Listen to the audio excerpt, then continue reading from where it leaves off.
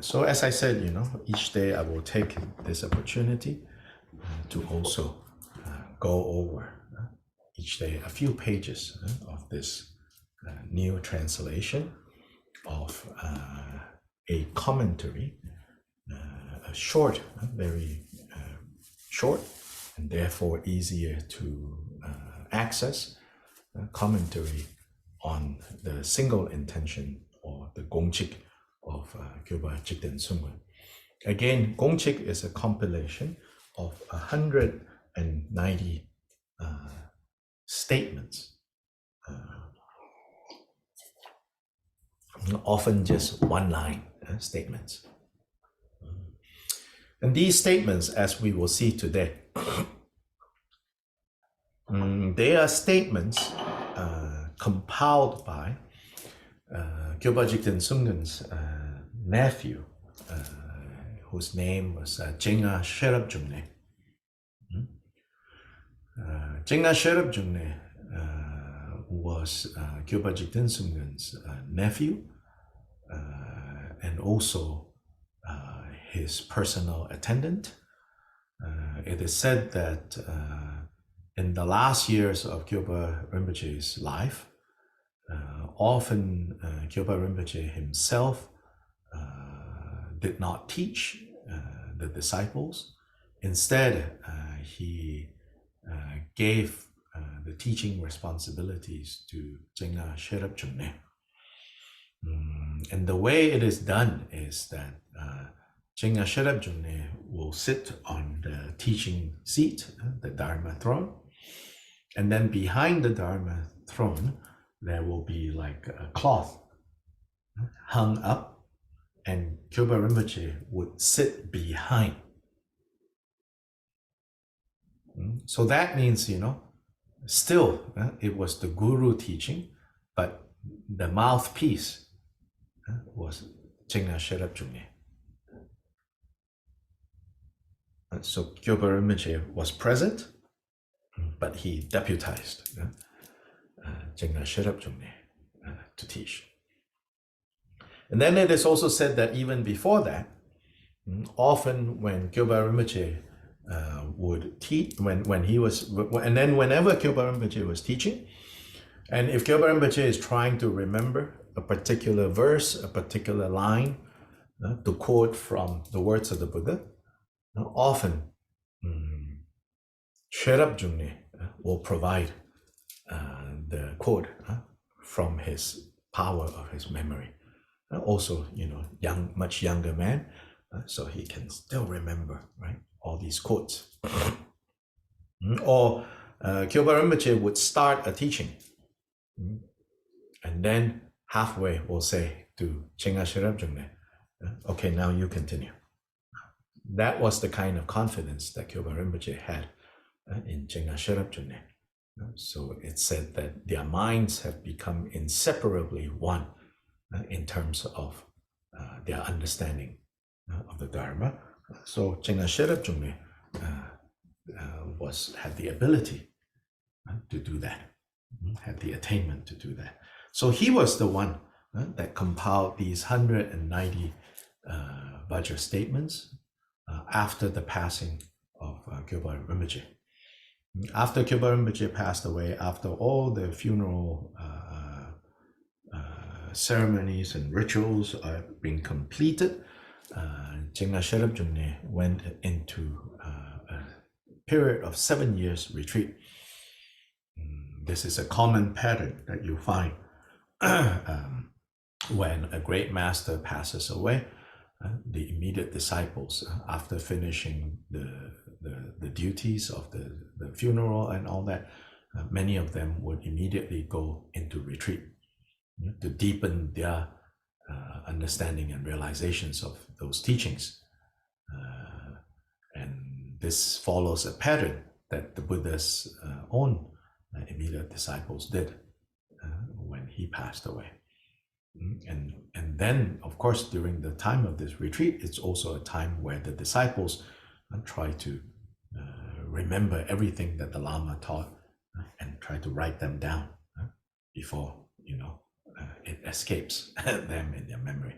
So Chenga Sherab Jungne, for those 7 years, not only did he practice, he was also compiling and remembering and writing down teachings of his uncle and teacher. And so it's said that the Gongchik is one of the most important collections that he quickly assembled. So these are the statements. So yesterday we looked at the beginning of this commentary by Khenpo Kunpel. And so if you have the book, I am at page 101. So Khenpo Kunpel says, in terms of explaining the Gongchik, the single intention, then there are 3 parts, which is the virtues at the beginning, virtues in the middle, and virtues at the end. Virtues in the middle is the main body of the 190 statements. Virtues in the beginning is that when Sherab Jungne compiled the 190 statements, he gave a preface or an introduction to these 190 by writing a few brief words. And so the virtues in the beginning is on that, which includes the title of this collection. So here, if we look at page 101, it says the virtues beginning part, the introduction, and then first the title. The sacred Dharma, endowed with 4 special qualities and a virtuous nature in the beginning, middle, and end, is altogether included in the 3 or 4 precious collections of teachings. This text presents without contradiction the entirety of the victorious one's intentions, flowing into and coming down to one. Since it is difficult to understand and contains the undivided profound meaning, amazing and marvelous, it is called Vajra statements. In terms of the number of lines, it is called 150. This is the title of the text. So here it's called 150 because the main 7 chapters are a total of 150 statements. Then there are 46 or so statements, depending on how you count. And from the earliest time, some statements are combined as one, some are separated into 2. And so then there's 46 more, and so totaling to 190. Often called 190, and again, if you actually count, maybe you'll get 196. So he says totaling 150, and here he's referring to the 7 chapters. Now, chapter 8 is called the miscellaneous or the auxiliary chapter, and that's the remainder 40 plus statements. So here he says the sacred Dharma endowed with the 4 special qualities. So the translator provides in the footnote what these 4 special qualities are. They are the special quality of being meaningful, and the special quality of being in accord with the Dharma as taught by the Buddha, and then the special quality of being methods for abandoning the afflictions of samsara, and the 4th is the special quality of teaching the benefits of nirvana. So these are the special qualities of the Dharma, of these teachings. So they are meaningful. They are in accord with how the Buddha taught. And they are, this is important, methods for removing, abandoning the kleshas. And then they teach the benefits, the advantages of this nirvana, where ultimate peace is achieved. Then here also the mention of they are altogether included in the 3 or 4 precious collections. So here is referring to, more commonly we say the 3 collections or the 3 baskets, which is the Tripitaka. The 3 in Sanskrit, 3, which is 3 in English, Pitakas. Pitaka literally baskets, but it means like collections. So the 3 collections are the collection of Vinaya, which is the particularly pertaining to all the trainings of monastic vows, the Vinaya, as well as the lay ethical training vows. But primarily it pertains to the monastic trainings. That's one, the first Pitaka. The second Pitaka collection is the collection of sutras, the collection of teachings and general discourses and teachings that the Buddha gave. Then the third collection, the third Pitaka, is known as the Abhidharma. And these are the higher teachings. They are more philosophical, arranged in a more philosophical manner. And so these are the 3. Then here it says all 4. Then all 4, the fourth refers to the collection of Tantras as the 4th collection. So it says, so this is Khenpo Kumpel's words. It says, this text, this Gongchik, presents without contradiction the entirety of the victorious one's intentions. Here the word intention, Gongpa. What meaning of Gongpa? As in Gongchik, Chik is single, one. So single Gongpa, single intention. That's usually how it's translated into English, single intention. But Gongpa also means like realization, but not ordinary realization, not realization on the lower levels of the path, because throughout the path, we achieve different realizations and more profound. This Gongpa is Buddha's realization. So you can also translate this as this text presents without contradiction the entirety of the victorious one's realizations, the realizations of Buddhas. Because at least the word intention in English, it connotes like, plans, right? I plan to do this, I plan to do that. That was my intention, and that wasn't what I intended. This is not what I mean. This is what I mean, right? Intention or motivation sometimes. But it's not so much that. It's really talking about Buddha's realization from one side of this. The other side of this is, yes, intention in the sense of based on what Buddhas have completely and unmistakably realized, then they communicate to others. Intention in that sense, right? They communicate to others what they have realized.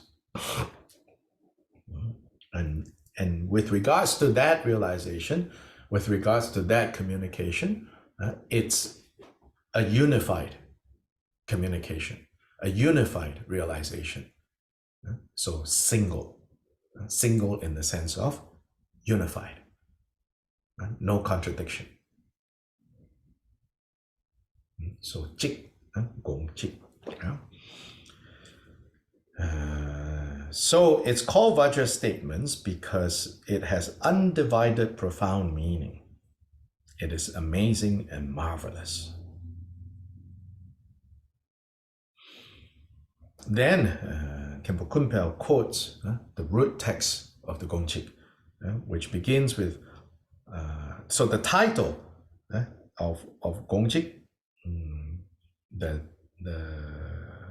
compilation by Jing'a Sherab Jungne, It says these are the 150 Vajra statements. Then following that, Chinga Shirab Jungne say, homage to the Lord of the 10 strengths, the Lion of the Shakyas. And so here, Khenpo Kumbel says, the actual reality. So after paying homage to the Buddha, the Lion of the Shakyas, Buddha Shakyamuni, then the next homage that Sherab Jungne writes in the root text is homage to Jikten Sumgön. So now Khenpo Kumbel explains that homage. The actual reality of all the knowable phenomena is the great wisdom of the ultimate nature. The essence that is the non-duality of absolute space and wisdom, primordially pure, free from adventitious stains, clear light. So here, the actual reality of all phenomena is actually this great wisdom, this essence that is non-duality of absolute space and wisdom, is primordially pure or pristine, without stains, meaning forever free, meaning empty, but also clear light. Not mere emptiness, but also having clear light. And this clear light is not talking about like sunlight. It's talking about, it's a metaphor for the knowing, the quality of knowing.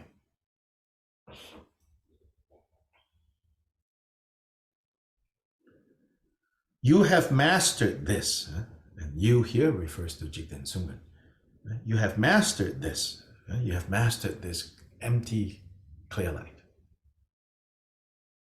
The actual reality. So Jikten Sumgön has seen the actual reality. The actuality, right? Actual reality, the actuality of everything. You have mastered this. In the sphere of your mind, you see the reality of all the knowable entities in their unmixed total extent. Unmixed here means not confused. Clearly and distinctly. You have seen this just as it is. Just as it is, just as the way things are. Instead of the way things appear to us. So continuing, he says, all-seeing, all-knowing, excellent Lord of Dharma, essence of the body, speech, and mind of all the victorious ones of the three times, the unequaled Drigongpa Jikten Sumgön, precious source of all qualities, with great reverence, I pay homage to you. Khenpo Kumbel says, this was the expression of reverence by the compiler of these teachings, Sherab Jungne. Then Khenpo Kumbel quotes this.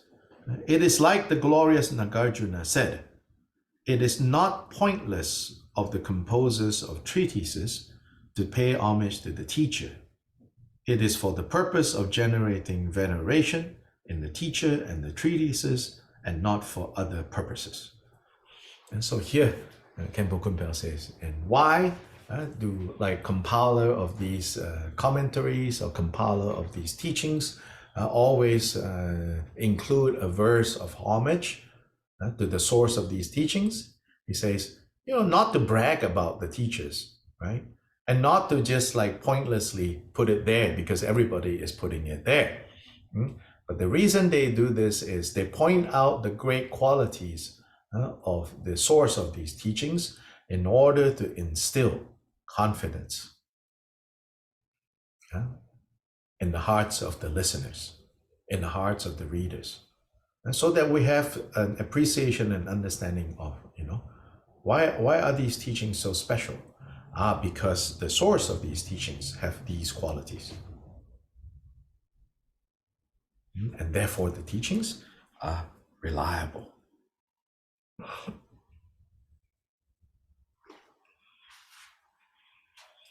The promise to compose the text. So that's another section that often you find in these Tibetan writings of commentaries. So he says, the unequaled supreme victorious one, Jikten Sumgön, taught earlier on the extraordinary vital points of this superior sacred Dharma teaching with an unfathomable, immeasurable amount of understandings in mind.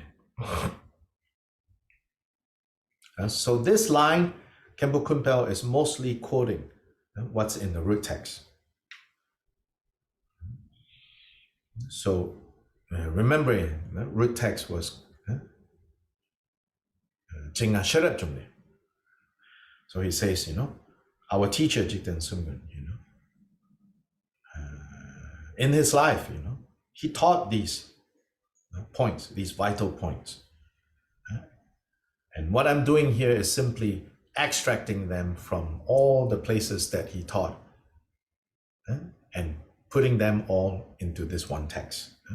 The vital points of the immeasurable, unfathomable amount of instructions that he has given throughout his life. And now I am picking out, distilling these crucial statements. So we have a collection of Jikten Sumgön's teachings that totals up to 12 volumes, which is a lot of pages. So Sherab Jungne was also the person, chiefly the person responsible for compiling that. Other disciples also compile other things. But these 12 volumes, even if you read Tibetan, it will take you a long while to read all 12 volumes. So here the Gongchik is distilled from, you could say, these 12 volumes. So then, continuing, but I, Sherab Jungne, am deluded regarding the realization of the profound meaning of these teachings and regarding the understandings that Jikten Sumgön had in mind. So Sherab Jungne says, but me, the compiler, I'm not like the source of the teachings. So here Khenpo Kumpel says, Sherab Jungne says this in order to lower his pride. However, I, Sherab Jungne, obtain and preserve the nectar of the Supreme Protector's teachings, meaning his teacher. He says, I myself don't have the kind of realization that my teacher has, and neither am I capable of fully understanding my teacher's realization. But what I do have is, I have preserved his words. I know those. So that's what I'm going to write down, he says here. So I have written down just the little that I remember, with perfect diligence in order to make the matchless, long-standing tradition of the second victorious one, Jikten Sumgön, spread and flourish. And so this is Sherab Jungne's promise to compose the text. And Khenpo Kumpel quotes another text, again quoting Nagarjuna. And Khenpo Kumpel says, authentic practitioners should not make a lot of promises. If one makes a difficult promise, it is like writing in stone. Even if one dies, one will not change and do otherwise. And so this is saying, that Sherab Jungne made a commitment to write these teachings down, and so then he succeeded. And this is like having carved something in stone. It has been preserved and it has come down to us. So this is we completed, the virtues at the beginning, which is explaining briefly the title of the text, explaining the verses of homage at the beginning, and explaining the commitment to write. Why? Why did he write it? Why did he compose it? It's also included under this commitment to write.